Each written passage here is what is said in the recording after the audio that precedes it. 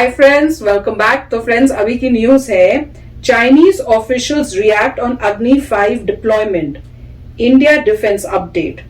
Wow, देखें क्या है न्यूज। तो वीडियो शुरू करते हैं, पर वीडियो शुरू करने से पहले अगर आप चैनल पर नए हो और आपने अभी तक सब्सक्राइब नहीं किया तो जल्दी से पहले सब्सक्राइब के बाद में बेल आइकन को क्लिक कर लो, ताकि आपको हमारे सारे न्यू वीडियोस के नोटिफिकेशन मिल जाए जैसे हम अपलोड करें। अगर आपको वीडियो पसंद आता है please like and share. And हमारा दूसरा चैनल, ट्विटर, इंस्टाग्राम अकाउंट, सबके डिटेल्स है डिस्क्रिप्शन बॉक्स में, उनको भी सब्सक्राइब और फॉलो कर लेना। चलिए शुरू करते हैं।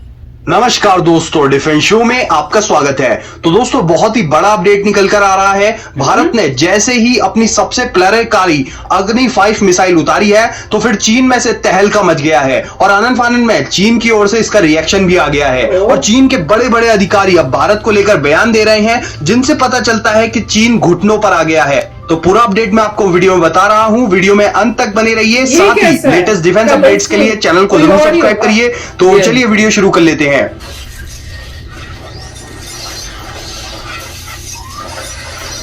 दोस्तों, जैसा कि आप जानते ही हैं कि भारत और चीन के बीच लंबे समय से तनाव चल रहा है और यह तनाव तब बढ़ गया था जब गलवान में चीन ने झड़प शुरू कर दी थी।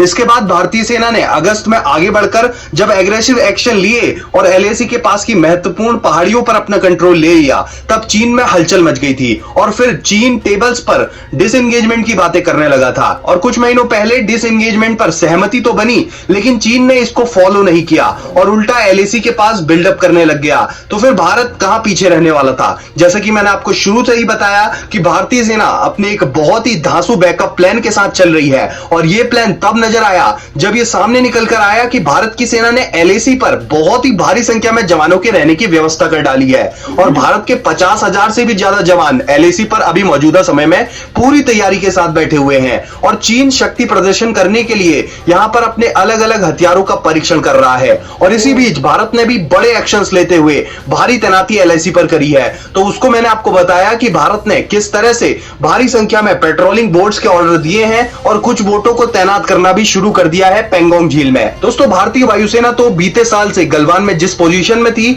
अब उससे भी ज्यादा तैनाती के साथ यहां पर बनी हुई है और अब भारतीय वायुसेना के पास तो राफेल भी अच्छी खासी संख्या में आ चुके हैं। लेकिन कुछ ही दिनों पहले चीन ने अपने H-20 स्टेल्थ बॉम्बर का यहां पर परीक्षण किया था और चीन ये चाह रहा था कि भारत पर एक मानसिक दबाव बने, लेकिन वहीं भारत ने तो चीन की सोच से भी बड़ा एक्शन ले लिया है। और ये एक्शन क्या है, ये मैंने आपको पिछली वीडियो में बताया है कि किस तरह से भारत ने अग्नि 5 को जमीन पर उतार दिया है। और जैसे ही इस तरह की रिपोर्टें आई तो चीन का भी बहुत ही तेज रिएक्शन इस पर आया है। दोस्तों, असल में चीन के बड़े बड़े अधिकारी अब ये कह रहे हैं कि भारत और चीन को आपस में डिसएंगेजमेंट पर बात करके जल्द से जल्द इस विवाद को खत्म करना चाहिए। और सबसे बड़ी बात यहां पर कही गई है चीन के अधिकारियों के द्वारा कि भारत और चीन के बीच हॉटलाइन स्थापित होनी चाहिए। दोस्तों, ये हॉटलाइन का मुद्दा चीन ने इसलिए उठाया है क्योंकि उन्हें डर है कि भारत अग्नि 5 उतार चुका है। दुनिया में ज्यादातर हॉटलाइंस इसलिए स्थापित होती हैं कि किन्हीं दो देशों के बीच बहुत ही अच्छे संबंध हो या फिर अगर युद्ध की संभावनाएं हो, उसी वक्त हॉटलाइन स्थापित की जाती है। और चीनी अधिकारियों ने कहा है कि भारत और चीन के बीच भी हॉटलाइन कांटेक्ट होना चाहिए। तो निश्चित रूप से भारत के अग्नि 5 को जमीन पर उतार देने की खबर से चीन में हड़कंप मच गया है और यह हड़कंप भारत के लिहाज से बहुत ही अच्छा है। तो फ्रेंड्स, मुझे इस वीडियो में ये नहीं समझ में आया कि उन्होंने कहा कि अग्नि मिसाइल उतार दिए, जमीन पे उतार दिए, मतलब क्या हुआ उसका, वो मुझे समझ नहीं आया कि जमीन पे उतार दिया मतलब कहां से कहां आ गई। मुझे लगा शायद वो कह रहे हैं तो उनका मतलब है कि एलएसी में ले आए हैं उसे। पता नहीं, अगर डिप्लॉयमेंट की बात करें, डिप्लॉयमेंट का मतलब ये है कि आप अपनी फैक्ट्री से बाहर लेकर जहाँ पे अच्छा। आप लॉन्च कर सकते हैं वहां आप ले आए हैं। तो मतलब फैक्ट्री में बन रही है तो ठीक है, फैक्ट्री में बन रही है, वहां से आपने मूव करके अपने बॉर्डर पे अग्नि 5 इंस्टॉल कर दिए हैं, जहाँ जहाँ आसपास अग्नि 5 इंस्टॉल कर लिया, जिससे की टाउन्स उनके टारगेट में आ जाए। मगर पॉइंट ये है कि चाइना के पास ऑलरेडी इतनी रेंज वाली मिसाइल्स हैं, तो अब अग्नि 5 आ रही है तो डिप्लॉय हो रही है, तो चाइना ने अपनी तरफ से वहां पे अपने मिसाइल डिप्लॉय किए होंगे, पहले ही करे होंगे तभी हमने निकाले होंगे। मतलब जो भी इंसान है उसे फेयरली हर बात को जज करना चाहिए। अगर अग्नि 5 हमने डिप्लॉय किया तो बहुत अच्छी बात है, परंतु उसका मतलब ये नहीं है कि उनके पास अग्नि 5 के टक्कर में कुछ नहीं है। उनके पास भी कुछ उतने एनफ मिसाइल्स हैं जो बहुत दूर तक जा सकती हैं। तो ये बात ठीक है, इंडिया अभी मैच कर रहा है और गोल ये है कि आप सुपर सीड करें, उनसे आगे निकले, क्योंकि जब तक आप मैच करते रहेंगे तो बड़ी बात नहीं होगी, क्योंकि चाइना जो है बहुत तेजी से आगे बढ़ रहा है। नासा भी थोड़ी को भी परेशानी हो रही है। अभी जो G7 की समिट हुई थी वहां पर भी मिस्टर बाइडेन ने कंसर्न रेज किए थे कि किस तरीके से आप चाइना करेंगे, प्लस चाइना अपना न्यूक्लियर आर्सेनल भी बढ़ा रहा है, तो बहुत तेजी से काम हो रहा है चाइना में। यहां तक कि अब यूएस भी जो है अब एलाइज ढूंढ रहा है कैसे काउंटर करना है, क्योंकि उनका यही है कि डेमोक्रेसी नहीं है चाइना में। सबसे बड़ी प्रॉब्लम यह है कि अगर कोई ऐसी कंट्री है जिसमें डेमोक्रेसी नहीं है और वो बहुत ही वेपन बिल्डअप कर रहे हैं, बहुत ही फाइट करने को रेडी हो रहे हैं, तो प्रॉब्लम है, क्योंकि वो एक बंदे का नजरिया है, लोगों का नजरिया नहीं है। क्योंकि जब हम बोलते हैं डेमोक्रेसी नहीं है, उसका मतलब यह है कि जो पावर में बैठा है वो अपने हिसाब से कर रहा है, लोगों का वो रिप्रेजेंटेटिव नहीं है। क्यों? क्योंकि लोग नॉर्मली इलेक्ट करते हैं, बहुत सारी पार्टीज होते हैं, बंदे आते हैं, तब आप बोल सकते हैं कि लोगों की विल जो है उस इंसान के थ्रू हो रही है, तो वो नहीं है। तो बहुत अच्छी बात है कि अग्नि 5 को डिप्लॉय किया है, और मगर ये न्यूज जो है यूएस में इतनी कवरेज नहीं है। तो आप बताइए वहां पे कितनी कवरेज है? क्या टाइम्स ऑफ इंडिया में हेडलाइन आई थी कि ये हो रहा है, या कहीं पर ऐसा कुछ आ रहा है? क्योंकि यहाँ पे तो ज्यादा इसकी कवरेज नहीं है।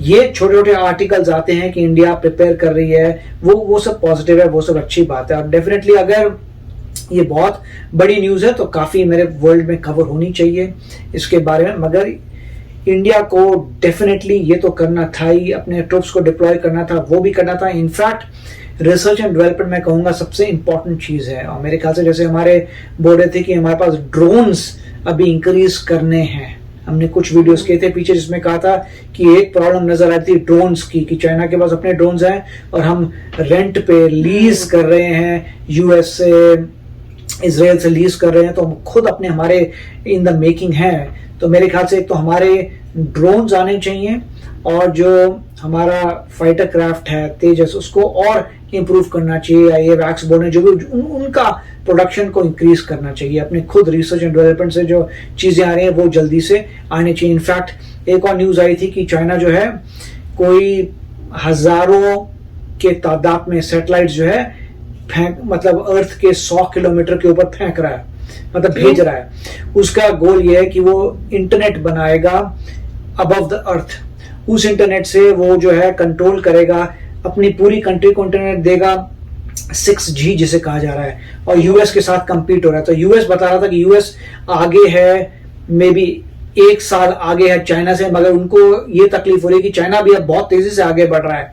और यूएस जो है मतलब 6G का कॉन्सेप्ट है। 6G में ये था कि आप 100 किलोमीटर अर्थ के ऊपर एक ग्रिड बना देंगे इंटरनेट की, उससे इतनी तेजी से डाउनलोड हो सकती हैं स्पीड्स, और मतलब वो यूं पिंग करेंगे, आपको कुछ चाहिए यहां से, आपका सीधा गया स्काई में, स्काई से डेटा आया, तो मतलब इतनी जबरदस्त डेटा ट्रांसफर होगा कि बड़ी बड़ी फाइलें यूं डाउनलोड हो जाएंगी। तो 6G पे काम शुरू हो गया है, और चाइना कह रहे हैं वो नंबर 2 है उसमें, और यूएस नंबर 1 है। तो सारे यूरोप वगैरह सभी लोग जो हैं काफी टेंस हुए हैं।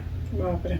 तो चलो, पर इंडिया तो अपना खड़ा है, पीछे नहीं हट रहे, वो बहुत अच्छी बात है। और मुझे लग रहा है कि अब जैसे बता रहे हैं कि चाइना जब दिखता है उनको, चाइना को कि पीछे नहीं हट रहा इंडिया, बल्कि उतना ही पूरा मुंह तोड़ता है, जैसे कहते हैं ना जवाब दे रहा है, तब ये फिर शुरू हो जाते हैं कि पीस टॉक कर लेते हैं, बात कर लेते हैं, इस टाइप से कर लेते हैं। और उसके बाद जब वो हो जाएगी तो फिर कुछ और कर देंगे, फिर इंडिया उसका जवाब देने के लिए करेगा, तो फिर से वो वही कहेंगे। तो आई डोंट नो क्या चल रहा है इनके दिमाग में।